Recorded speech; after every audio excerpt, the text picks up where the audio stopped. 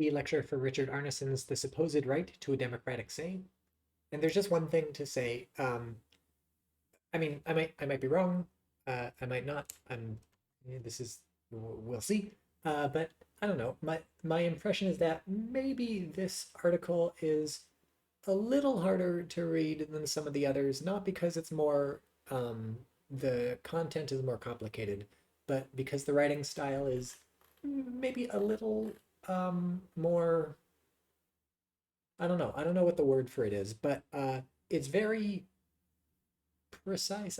Precise is the wrong word because everything we have been reading is precise. I don't know. He's uh, here's what I promise. Every sentence makes perfect sense, but I don't know. They might be slightly more complicated than you're used to. I don't know. We'll find out. Just this is just to warn you in case it seems like you're having more trouble than usual. Uh, there are various strategies. For me, what works best is just slowing down, like rereading sentences until I'm clear on them in my head, rather than, just keep going if I'm not understanding something.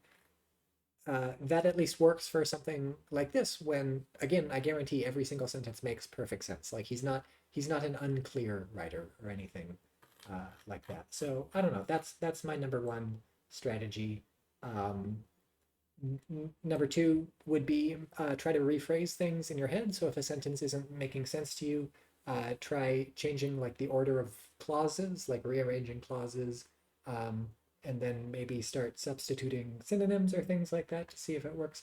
Um, I don't know. I'm sure like you probably have more strategies, or you probably have strategies that work for you, or if you don't, the best thing is just to like try different stuff out. So um, it's probably better for you to work this out on your own than for me to talk at you about this. And then maybe I'm wrong and this won't even be harder to read than any of the other stuff we've been reading. So we'll find out. I don't know. We'll see.